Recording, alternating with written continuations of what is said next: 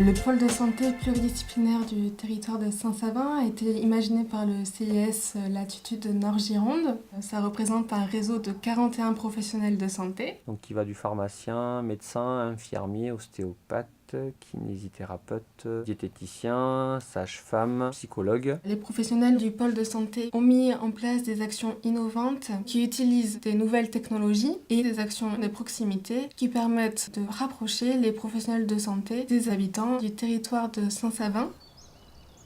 On fait un petit déjeuner de rencontre entre jeunes mamans avec des enfants de moins d'1 an, parce qu'autrefois il y avait le clan des femmes qui soutenait. Et maintenant les femmes sont un petit peu isolées. Donc essayer de recréer un petit peu ce clan des femmes. C'est un petit garçon ? Oui. Essayer de trouver des solutions pour améliorer le quotidien de bébé et de maman.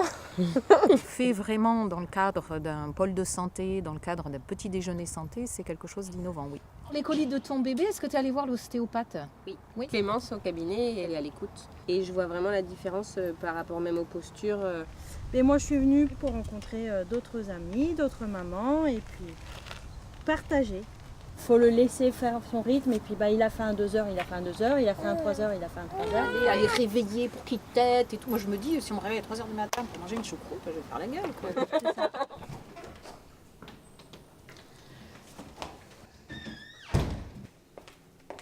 Bonjour. Bonjour. Vous allez bien ? Ça va? Asseyez-vous.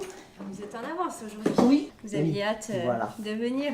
Oui, voilà, c'était pour savoir où ça en était. On a décidé de mettre en place des consultations diététiques gratuites pour les personnes qui n'ont pas forcément accès à ce genre de soins, puisqu'elles ne sont pas remboursées par la sécurité sociale, qui sont donc financées directement par le pôle de santé. Donc vous avez perdu... Encore? Ouais. On a mis en place des réunions de concertation pluriprofessionnelle. On se réunit tous les mois pour parler chacun d'un cas de nos patients. On essaye de trouver des solutions ou une meilleure piste de prise en charge. Elle a un diabète qui n'est pas bien équilibré. Il faudrait du soutien, de la motivation, puisqu'on a des glycémies qui sont bien quand les infirmières sont là. Et Azalée, j'avais sur le réseau Azalée. Nous sommes en train de mettre en place le protocole Azalée, c'est-à-dire la présence sur notre territoire d'une infirmière qui sera chargée de faire de la prévention, de l'éducation thérapeutique des patients, en coordination avec les médecins du pôle de santé. Il y a des chances que ça marche? Oui. Donc ça c'est concret. Ça, c'est concret. Combien il en faut par jour? Non, 10 par mois.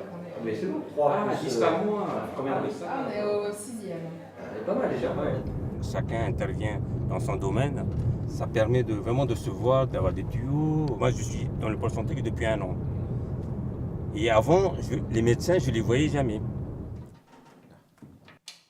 Donc vous mettez les mains ici. Nous nous réunissons plusieurs fois par an au sein du pôle de santé pluridisciplinaire pour travailler sur des protocoles pluriprofessionnels. Nous choisissons un thème. L'an dernier, nous avons travaillé sur les AVK, le diabète de type 2. Cette année, sur les lombalgies chroniques. Nous essayons d'établir un protocole qui permet d'harmoniser les pratiques et de développer l'interaction entre les différents praticiens.